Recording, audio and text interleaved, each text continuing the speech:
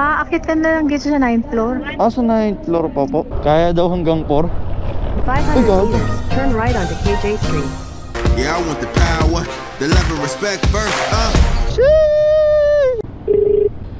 Hello, move. Good afternoon po. Hello po. Confirm ko lang po, may booking po kasi kayo sa Lalamove for abono po. Opo, bali papunta na po kasi ako doon. Sabay diretso na po ako dyan pagka pick up ka po. Okay po. Sige po, sige po. Thank you po. Bye bye po. Alright mga sir, may pick upin na tayo. Ramon Magsaysay to Project 3. For abono to, Razor 780 ang aabonohan. Boss Teng,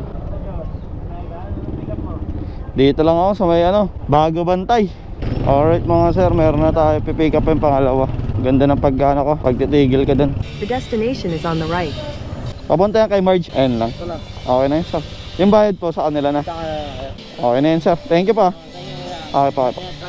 Opo. Hindi, dito na. Thank you po. Your destination is on the right.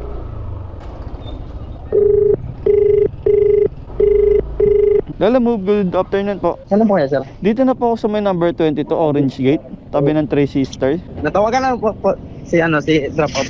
Opo, okay naman daw po, nag-confirm naman siya. 780 na sir. Tama ba? 780. Kayo naman na yung seller talaga niyan sir. Sige sir. Marami kasi mga scammer ngayon na mga nagpapasend, kahit mga buyer, scammer na. Hindi lang seller. Kaya delikado. 1, 2, 3 4, 5, 6, 7, 8. Hindi, minsan kasi ang ini-scam nila mga buyer, ay mga seller. Kumbaga ginagawa nila nagpapasend sila ng commission. Yung mga sending GCash, mga ganun na Pero ito, 780 talaga yung presyo nito. Okay na. Sige sir, diretso ko naman na to. Thank you pa. Okay po. Alright mga sir, isang duyan-duyan, isang kubaw. Anong isang duyan-duyan, isang kubaw? Ang putik. Ano yun? Pinagsasabi mo. Isang duyan-duyan, isang kubaw. So bali isang Socorro, isang duyan-duyan. Pero parehas lang din naman kubaw yan mga sir. Unahin na muna natin itong Socorro, yung walang abono.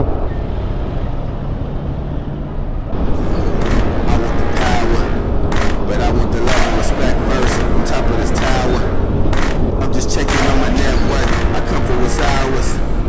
We just only want to check first. I come for what's ours. Let's I come for your neck first.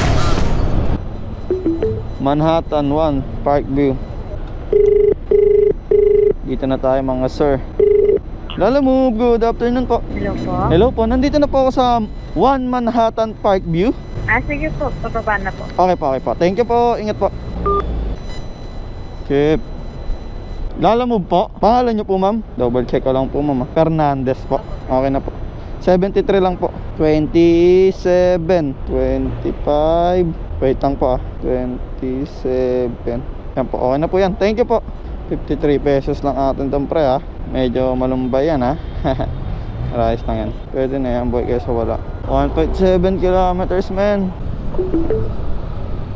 Your destination is on the left. Ito na tayo mga sir, last drop off. Text ko lang muna. Lalamove, good afternoon po. Dito na po ako sa may... Ay sige po, thank you po, ingat po. Sa inyo sir, 909 lang sir yung total. 100. Ito sir, mayroon naman. Okay na to sir. Thank you po, God bless po. Alright mga sir, pipick upin tayo gagi. Rush daw to, rush. The destination is on the right. Sa inyo po, 590.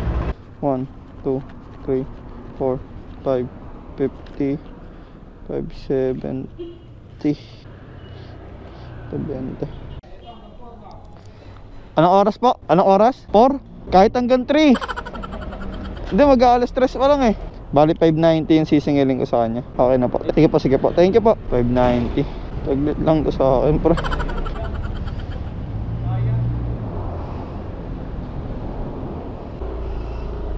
Kaya daw hanggang 4. 500 meters, turn right onto KJ Street. Thank you, Chip. Chip, thank you. Ina mo, malas. Sana ko lang basag. Ito, putang ina, tinamaan. Ay, putang ina mo. Yan ang masakit.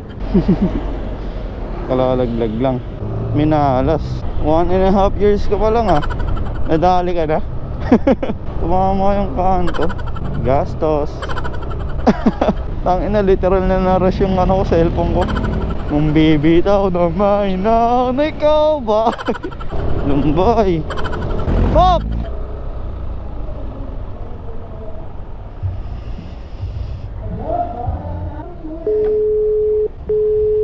Lalo mo, Hello. good morning. Ay, good afternoon po. Dito na po ako sa mismong Yes. ano po, City Hall. Oo, sino to? Lalo mo po. Oo, ano yan? Anong parcel yan? Tina pa po. Akit ka na lang dito sa 9th floor. Sa 9th floor pa po. Saan po yung daan ng 9th floor, Oo. sir? 9th floor. Dito. Doon ka sa elevator na umakyat, 9th floor. 9th floor. Yung tatlong elevator. Sige po. Pakyat na lang po ako. Oo po, Okay, doon. okay. Sige po. Thank you po. At ayun mga sir, dahil wala pa nga tayo sa Tolero that time, dahil kalalaglag lang ng cellphone natin, napilitan tayong umakyat ng 9th floor ng walang kaangal-angal. Pero syempre naka-elevator naman tayo dyan, kaya mabilis lang din yung naging proseso. At ayun, after ng booking na yun, doon na natin na-realize or bigla na nag-sink in sa atin na basag na yung cellphone natin. At wala na tayong magagawa para i-fix yun kung hindi ipaayos. Gastos!